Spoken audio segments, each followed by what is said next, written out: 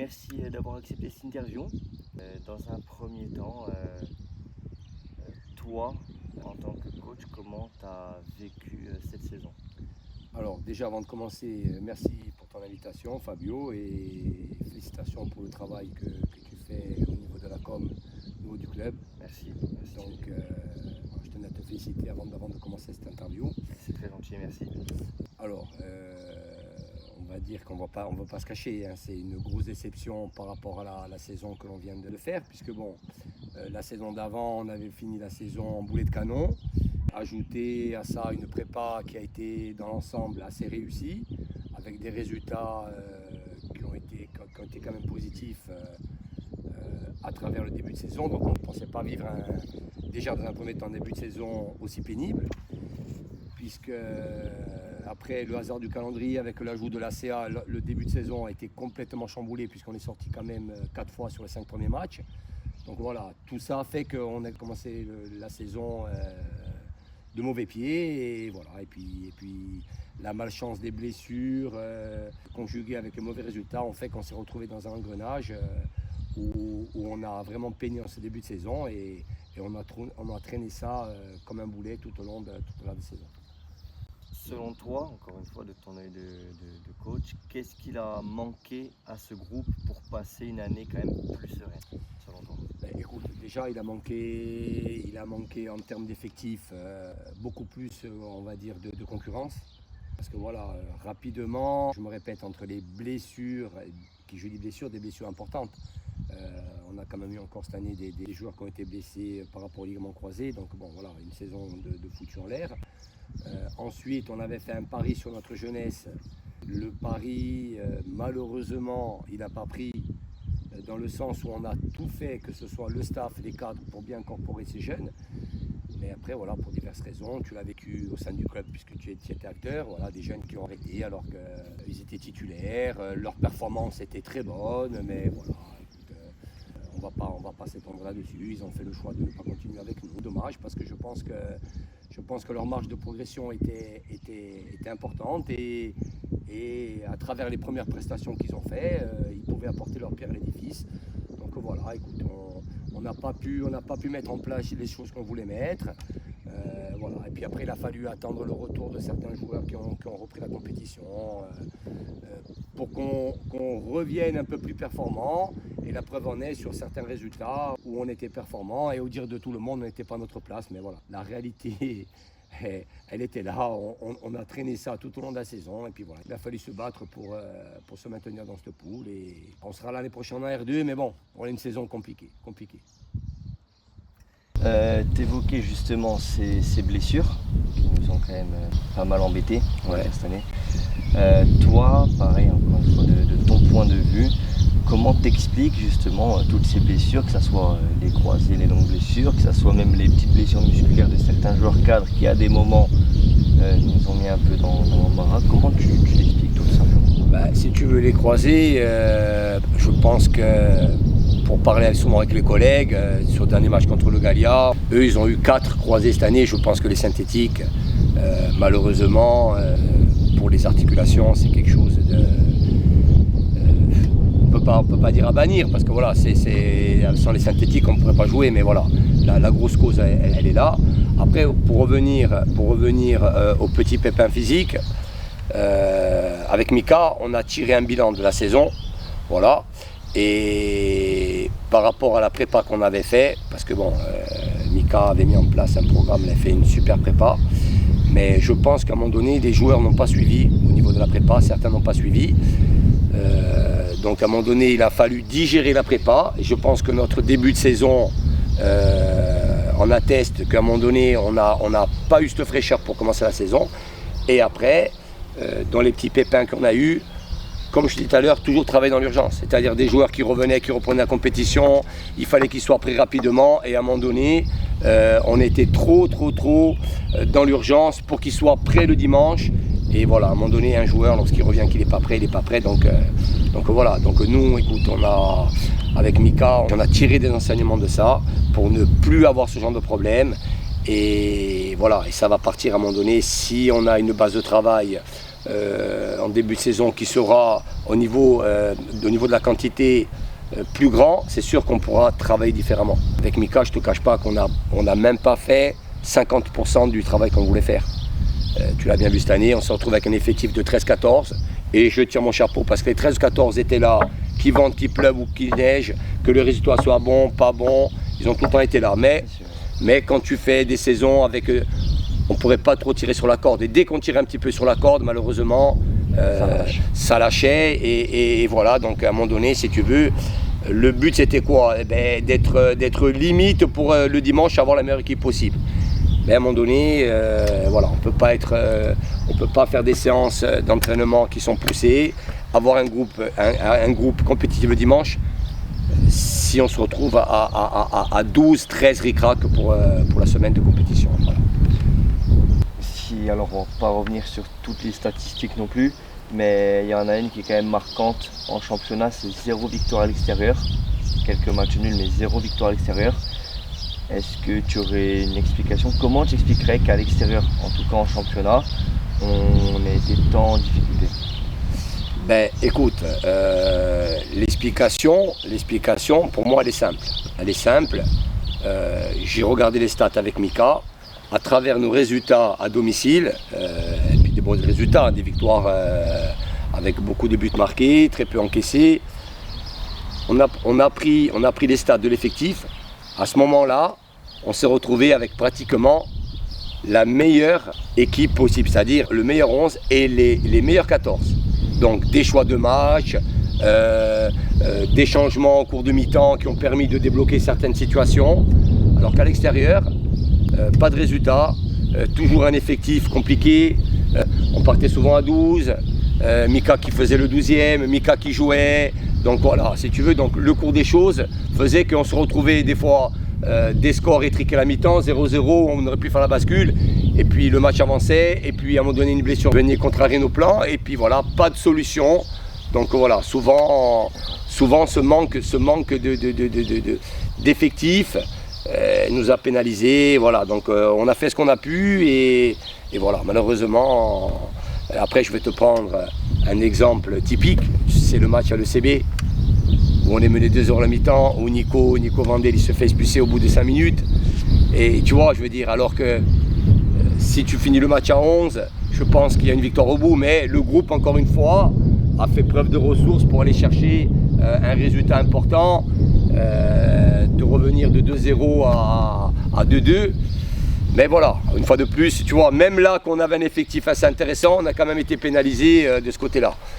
Et voilà, donc je pense qu'une grande partie des résultats qui n'ont pas été bons à l'extérieur s'explique par ce fait. Voilà. Après, on va basculer un petit peu sur le futur. Ouais. On s'est parlé du passé. Mais pour finir un peu sur cette saison qui vient de s'achever, toi, en tant qu'entraîneur, Ouais. pas forcément en tant que prépa physique ou en tant qu'entraîneur pur, selon toi, est-ce que tu t'es un peu remis en question? Qu'est-ce que tu aurais pu mieux faire? Écoute, c'est une remise en question permanente. Pour moi, dans le football, que tu sois coach, gardien de but, défenseur, attaquant, à un moment donné, voilà. Chacun doit voir à un moment donné ce qu'il n'y a pas été, ce qu'on peut améliorer. Et moi, je te dis, pas plus tard qu'il y a 2 jours avec Mika, voilà, on a tiré un bilan. Comment on peut passer d'une bonne prépa à un début de saison poussif comme ça. Donc nous, on a déjà tiré des enseignements sur la prépa. On a déjà changé notre fusil d'épaule là-dessus. Voilà, donc on va axer une préparation qui va être totalement différente que celle qu'on a axée l'année dernière. Et une prépa, si tu veux, elle conditionne tout le reste de la saison. Et nous, on a estimé avec Mika qu'on avait une prépa trop poussée. Et si tu veux, donc on va changer notre fusil d'épaule. Il y aura une première partie de prépa qui va se faire individuellement. De manière, parce que bon, on est en amateur, les joueurs, on les a 3 fois par semaine et tu es en plein dedans puisque tu es quelqu'un qui travaille saisonnier, donc on ne va pas tirer la quintessence du groupe. Donc Si le programme de l'année prochaine, puisque l'année dernière on n'avait fait qu'un match au mois de septembre, et on s'est dit finalement on a commencé en avance, et finalement des équipes qui sont moins préparées que nous, elles nous ont rattrapés. Donc on va travailler totalement différemment. Ça c'est la première des choses. Et après ce que j'aimerais, mais c'est pareil ce que je disais tout à l'heure, c'est à un moment donné ça va dépendre de la quantité de joueurs disponibles. Il s'était travaillé plus individuellement sur des blocs défensifs, offensifs, chose tu l'as vu cette année, on n'a pas pu le faire, ou pratiquement peu, si ce n'est le vendredi de temps en temps, lorsqu'on faisait un travail, mais si tu veux, sur un travail de bloc équipe, sur un travail tactique, on n'a pas pu faire ce qu'on a voulu faire. Donc voilà, là, et si tu veux, c'est l'axe de travail principal qu'on va mettre en place, si tu veux, pour progresser, et pour que le groupe progresse à ce niveau-là. Je ne te pose pas la question de est-ce que tu envisages de travailler plus tactiquement, que ce soit avec ou sans ballon. La réponse elle est oui. Ben oui, tout à fait, si tu veux, et ça sera entre guillemets une des dominantes, même à la reprise. Comme je te dis, on ne pourra plus perdre de temps avec Mika, malgré le fait qu'il a fait un super boulot, sortir, faire des grosses sorties, si tu veux. On travaillera plus avec le ballon. Mais je lance déjà un appel au niveau des joueurs, puisqu'il y a déjà quelques-uns qui m'ont posé la question. Voilà, il faudra qu'à un moment donné, les joueurs individuellement, ils se prennent en main. C'est-à-dire que lorsque on va arriver en début de saison, les joueurs, il faudra déjà qu'ils aient encaissé une première charge de travail individuelle. Tout à fait. Parce que je te répète, on s'entraîne 3 fois, mais dans 3 fois, tu as 80% du groupe qui peut venir 3 fois. Après le reste, ça vient 2, ça vient 1, et en venant une fois, tu ne peux pas progresser, tu ne seras pas prêt. D'où ça rejoint à un moment donné les blessures qu'il y avait. Donc si le joueur à un moment donné fait l'effort en amont de se préparer, on pourra axer plus de travail sur le terrain. Tu comprends, je veux te dire. Avec ballon, mais vraiment rentrer dans du travail tactique, par zone, par secteur, tu vois, je veux te dire. Et c'est ce qu'on voudrait faire. D'accord. Mais ça va être un travail en commun. Et si tu veux, il va falloir que les joueurs y prennent conscience à travers la saison que l'on vient de vivre. Voilà, nous, on est conscient qu'on a fait une saison de galère. On se remet en cause, comme je t'ai dit, on est les premiers à se remettre en cause. Mais à un moment donné, ça va être un travail individuel à faire de la part des joueurs aussi. Voilà. Okay. Comme je te disais, donc là, on va passer un peu plus sur la saison prochaine. Tu l'as un peu amorcé avec tes idées pour la saison prochaine. Dans un premier temps, sur quel poste sur le terrain tu vas un peu plus axer ton recrutement, ou tu as déjà un peu plus axé ton recrutement? Alors, au niveau du recrutement, nous on est ouvert à tout. C'est-à-dire que nous on veut diversifier tous les secteurs de manière à créer une concurrence. Parce que si on va axer un travail sur tel ou tel poste, à un moment donné, non, je veux que tous les secteurs, il y ait de la concurrence. Donc cette année, on a fini la saison, il va y avoir le retour des blessés, on va avoir des signatures, donc voilà. Ça va créer l'engouement au sein de l'effectif. Et à un moment donné, tous les secteurs doivent être valorisés pour justement permettre que chaque secteur soit bien fourni de manière à ce que la concurrence se joue. Parce que sans concurrence, on ne peut pas avancer. Voilà. Maintenant, écoute, nous, le recrutement, on a commencé à le faire, sans le divulguer. Mais voilà, maintenant, offensivement, au milieu, défensivement, tous les secteurs, on est preneur dans tous les secteurs. Donc, il n'y a pas un secteur. Après, si tu veux, on a la chance d'avoir beaucoup de joueurs qui sont polyvalents. Donc, si tu veux, ça peut nous permettre justement de diversifier nos compos, nos systèmes de jeu. Mais je vais te dire qu'on n'est pas bouché sur tel ou tel secteur. Voilà. Ok, très bien.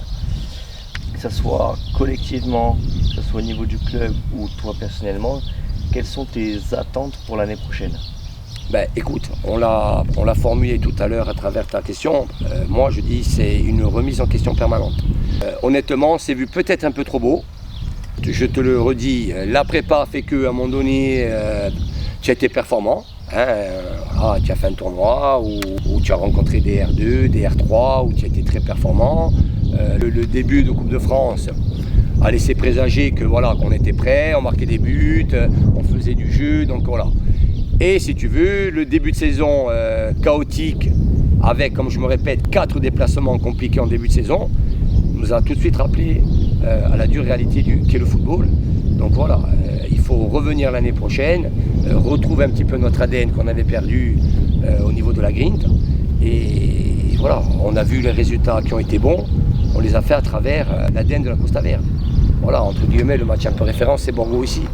Borgo, je crois que c'est, mis à part la CA, c'est une défaite. Je ne suis pas sous ton contrôle, je pense qu'ils ont eu une seule défaite, mis à part la CA là-haut. Par nous, tu veux dire? Oui, donc c'est chez nous ici. Et de quelle manière? De quelle manière? Donc ça a prouvé que voilà, tu pouvais rivaliser avec le haut du panier. Bonifacio ici, qui est troisième, qui joue l'accession, pareil, 4-1. Donc tu vois, je veux te dire, donc à un moment donné, il faut retrouver ça. Donc ça, cet ADN, retrouver des joueurs importants, les joueurs qui vont nous rejoindre, il faut de suite qu'ils s'imprègnent de l'ADN du club. Voilà, ça sera le mot d'ordre pour la nouvelle saison si tu veux. D'accord. Enfin, pour clôturer un petit peu cette interview, est-ce que toi, tu aurais un mot dans un premier temps pour des gens qui voudraient rejoindre l'aventure, que ce soit en tant que dirigeant, devant guillemets, en tant que joueur, etc. Dans un premier temps, est-ce que tu aurais un mot pour ces gens-là qui hésitent à franchir le pas écoute, je vais te dire, on dit toujours que l'herbe n'est pas plus verte ailleurs. J'ai dit, nous, on est un club familial. Tu le vis toi, puisque tu as double casquette, tu es éducateur et joueur. Voilà, c'est une région qui aime son club, Malheureusement, le bénévolat maintenant, ça a tendance à se perdre, mais voilà, il y a de la place pour tout le monde au club. Ceux qui veulent nous rejoindre pour la moindre tâche, pour accompagner, pour donner un coup de main à la buvette, pour venir en tant qu'éducateur, pour nous rejoindre même en tant que joueur. Voilà, je pense qu'on est un club familial où il fait bon s'y retrouver. Si tu veux, pour moi, la référence, c'est notre tournoi. Notre tournoi, quand je vois notre tournoi, ben voilà, c'est vraiment une famille, tout le monde est uni, sandwich, boisson, arbitrage, voilà. Et là, tu vois vraiment qu'on est une famille. Donc, voilà, moi, si j'ai qu'un mot à dire, voilà, ceux qui veulent franchir le pas, rejoignez-nous. Voilà, c'est un club qui est sain et qui, bien sûr, peut s'améliorer. On peut toujours s'améliorer. Mais voilà, il y fait bon vivre en Costa Verde. Enfin, si tu avais un petit mot pour les gens qui regardent, qui aiment le club, qui ont vécu cette saison un peu galère, même des remerciements, quoi. Alors, les remerciements, déjà, je vais les adresser pour mon staff, donc le staff technique, staff administratif. Et donc, je ne vais pas les citer parce qu'après, je vais oublier quelqu'un. Donc, ils se reconnaîtront. Parce que, regarde, cette année, quand tu es parti, on ne s'est jamais retrouvé délaissé. Il y avait toujours quelqu'un qui nous accompagnait. Je ne vais pas encore les citer parce que j'ai peur d'en oublier. Donc voilà, ils ont tout le temps été là, que ce soit des déplacements, parce que cette année, à travers la coupe, on a voyagé. Et quand je vois à Lévis qu'on avait même des supporters, donc je les remercie qui sont venus avec un petit cadeau avec les Panzerotti à la fin du match. Donc ils se reconnaîtront. Donc voilà, je ne vais pas citer les gens parce que voilà, malgré la saison galère qu'on a vécue, écoute, moi j'ai pas senti à un moment donné qu'on a été délaissé. On a toujours été accompagnés. Donc voilà, je voudrais déjà remercier ces personnes, déjà dans un premier temps. Après, le dimanche, malgré les résultats qui ont été compliqués, on a toujours eu du monde qui est venu nous soutenir. Donc merci à ceux qui ont été là. Et après, en dernier lieu, merci aux joueurs. Merci aux joueurs qui n'ont pas lâché, malgré les difficultés. Ils ont tout le temps été là, ils ont retroussé les manches. Donc voilà, je félicite les joueurs pour l'abnégation et leur état d'esprit qui ont fait qu'à un moment donné, ben voilà, on n'a pas lâché. Et l'année prochaine, on sera sur la ligne de départ de la R2. Quand tu parles des joueurs, moi j'aimerais bien rajouter un petit mot aussi, puisque j'ai été dans le groupe. Moi, entre guillemets, j'ai 21 ans, je suis jeune. Il y en a, ils ont le travail, ils ont la famille, etc. Moi aussi, en tant que joueur et ami de ces gens-là, j'aimerais aussi leur tirer mon chapeau. Parce que quand on est jeune, on peut partir à droite à gauche dans toute la Corse, même en France, on s'en fout. Eux, ils ont leur vie de famille, c'est plus un loisir. Et ils ont quand même, surtout ces jours-là, pareil, je ne les cite pas tous parce que j'en oublie, mais ils ont eux aussi vraiment permis au club de rester en R2. permis à l'équipe de tenir jusqu'à la fin de saison. Donc j'aimerais aussi leur tirer mon chapeau. Et à titre personnel, espérer la saison prochaine qu'on emmène avec nous pour tout le monde un bel engouement, pour remplir la tribune, pour que le club soit encore plus sain qu'il l'est déjà et repartir dans une nouvelle dynamique tous ensemble. Ben écoute, tout à l'heure quand je t'ai parlé des remerciements, je t'ai parlé des cadres, donc je ne les avais pas cités parce qu'après on risque d'en oublier, j'aimerais pas. Malheureusement, tout à l'heure je t'ai parlé de la jeunesse. On a une jeunesse, si tu veux, qui ne prend pas conscience de la chance d'avoir des cadres comme on a nous. Donc ça, à travers le recrutement que je t'ai parlé tout à l'heure, on a basé aussi l'état d'esprit de ceux qui vont nous rejoindre, qui puissent avoir un état d'esprit qui fait que. Voilà, parce que le football, c'est de la qualité footballistique, mais c'est un état d'esprit et un mental irréprochable. Voilà. Écoute, je te remercie d'avoir pris le temps de faire cette petite interview avec moi. Ce fut un plaisir. Voilà, et je te refélicite encore une fois pour ton investissement. C'est gentil. Voilà. Merci beaucoup Thierry. Merci à toi. On est bon. Alors si ça te dérange pas, on a